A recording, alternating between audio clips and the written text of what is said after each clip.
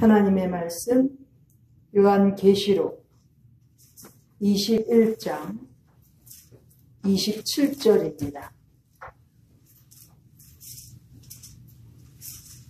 요한계시록 22장 27절 다 같이 읽겠습니다. 시작. 무엇이든지 된 것이나 가증한 또는 거짓말하는 자는 결코 그리로 들어오지 못하되 오직 어린 양의 생명책에 기록된 자들 뿐이라.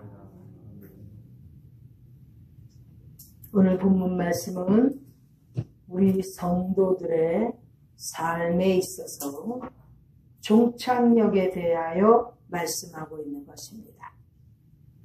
우리가 신앙생활을 합니다. 교회에 열심히 다니고 있습니다. 그 결과 우리의 목적지는 어디인가를 생각해보는 시간이 되기를 바랍니다. 오늘 본문 계시록 21장 27절에서는 생명책에 기록된 자들이 가는 곳이 있고 그리로 들어가지 못하는 자들이 있다는 것입니다. 여기 그리로는 천국입니다. 새 예루살렘 성, 거룩한 성, 천국을 말하고 있습니다. 자, 천국에 들어갈 수 있는 자와 들어가지 못하는 자에 대한 말씀이 오늘 기록된 본문입니다. 천국에 들어갈 수 있는 자, 어린 양의 생명책에 기록된 자들, 즉 예수 그리스도를 구주로 영접하고 그리스도의 사람으로서 크리스천으로 살아가는 성도들, 어린 양의 생명책에 그 이름이 기록되어 있기 때문에 거룩한 성 새 예루살렘에 들어갈 수 있습니다. 12 진주문이 있는 그 문으로 들어갈 수 있는 자들인 것입니다. 반면에 그 12 진주문으로 들어갈 수 없는 자, 새 예루살렘 거룩한 성, 새 하늘과 새 땅 들어갈 수 없는 자들은 어린 양의 생명책, 하나님의 보좌 앞에 있는 생명책에 기록되지 못한 자라는 것입니다. 결코 들어갈 수가 없습니다. 하나님의 보좌 앞에 있는 책, 생명책, 단수입니다. 그리고 그 옆에는 책들, 복수, 책들이 있다고 했습니다. 특별히 단수로 기록된 생명책, 하나님 보좌 앞에 있는 그 책에 기록되지 아니하였으면 결코 천국에 들어갈 수가 없다는 것입니다. 혹은 그 책에 기록이 되어 있었지만 지워진 자들, 천국에 들어갈 수 없다는 것이죠. 아니, 그 생명책에, 하나님의 책에 기록되면 그것으로 끝이라고 생각하면 안 된다는 거지요. 지워질 수 있다는 거예요. 출애굽기 32장 33절을 보겠습니다. 하나님께서 모세에게 가르쳐 주십니다. 출애굽기 32장 33절. 다 같이 읽습니다. 시작. 여호와께서 모세에게 이르시되 누구든지 내게 범죄하면 그는 내가 내 책에서 지워버리리라. 말살해 버리신다는 거예요. 예수님 믿고 주여 주여 교회를 열심히 하고 교제 열심히 했는데 하나님의 책에 이름이 지워져 있으면 천국에는 들어갈 수가 없는 거지요.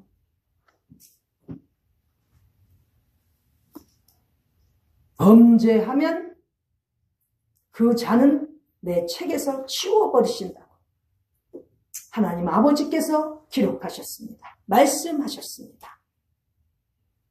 자, 계시록 21장 27절에서 그렇다면 천국에 들어갈 수 없는 생명책에서 이름이 지워지는 자들, 기록되지 못한 자들에 대해서 자세히 설명하고 있습니다. 첫 번째로는 속된 것입니다.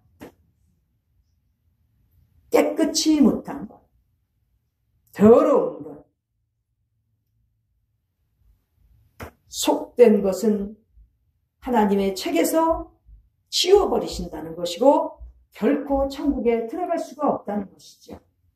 더러운 것, 술, 담배, 마약, 하나님께서 주신 우리의 자연적인 몸을 상하게 하는 것, 더러운 것이지요.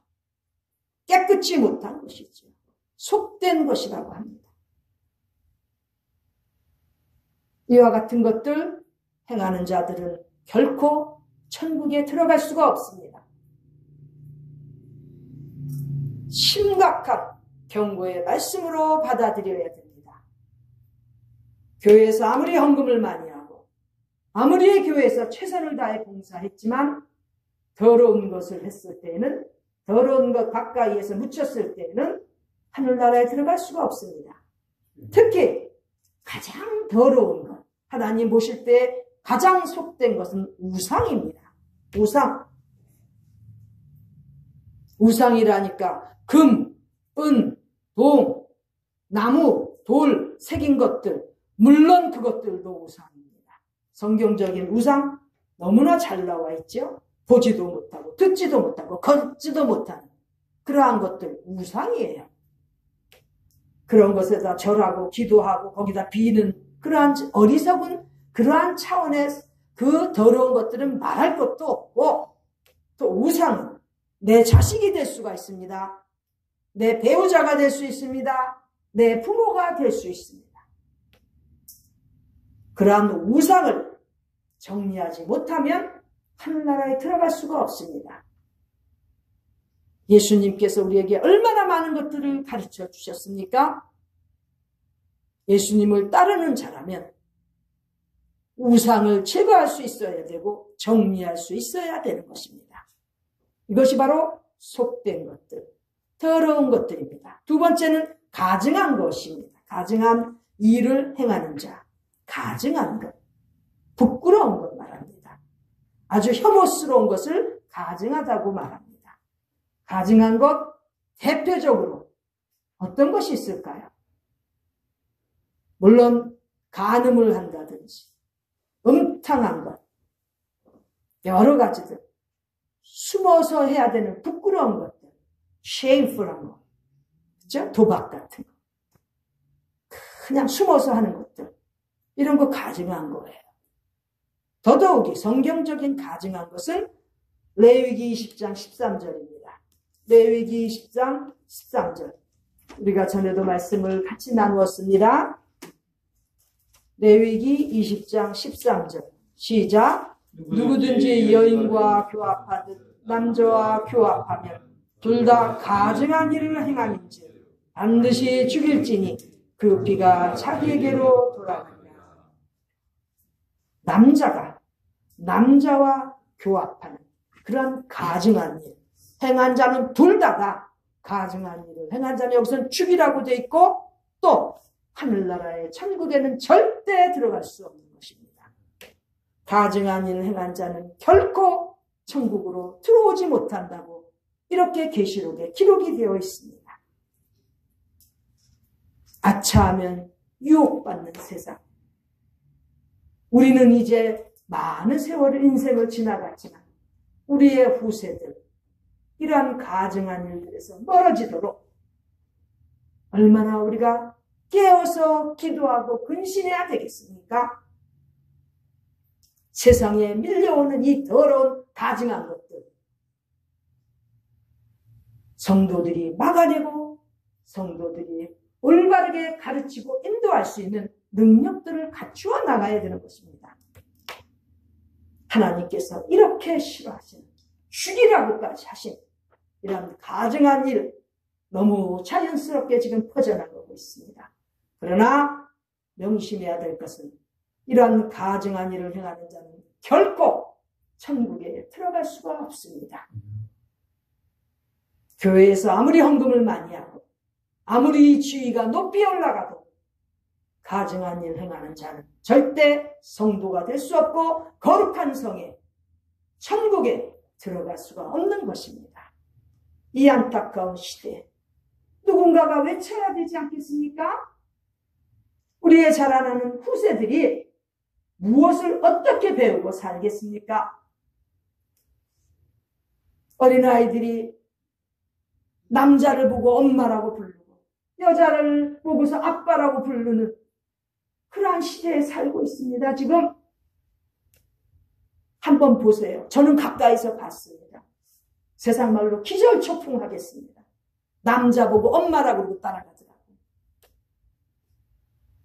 이러한 시대에 살고 있습니다. 지금 천국이 가까웠습니다. 무엇을 하다가 가겠습니까? 하나님의 말씀을 전하고 가르치려면 똑바로 배우고 똑바로 전하는 사람으로 살다가 가야 되지 않겠습니까? 지금 이렇게 가증하는 하는 자 결코 천국에 갈 수 없다는 것 우리가 외쳐야 되겠습니다. 그 다음에 세 번째는 거짓말하는 자입니다. 거짓을 행하는 자, 거짓말하는 자 결코 그리로 들어갈 수가 없습니다. 하나님께서 계시는 거룩한 성, 새 예루살렘에 들어갈 수가 없는 것입니다. 거짓말하는 자, 대표적으로 누굽니까? 거짓말하는 자. 사기꾼이지요. 위선자지요. 속은 안 그러면서 겉으로 아닌 척하는 위선자들. 또 반드시 갚겠다고 그렇게 말하고는 남의 돈을 떼어먹는 사기꾼들. 거짓말하는 자지요. 이러한 거짓말하는 속이는 자 결코 천국에 들어갈 수 없는 것입니다. 요즘에 너무나 많은 사람들이 돈을 떼어먹고 너무나 많은 사람들이 거짓으로 사람들을 유혹합니다.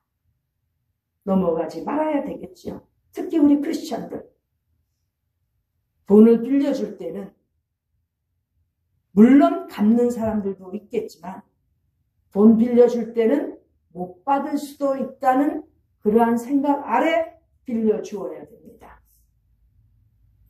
혹시 못 받을 수도 있기 때문에 많은 양을 빌려주지 않게 되고 본인이 또 포기할 수 있는 마음도 갖게 되면 그래도 덜 시험받습니다.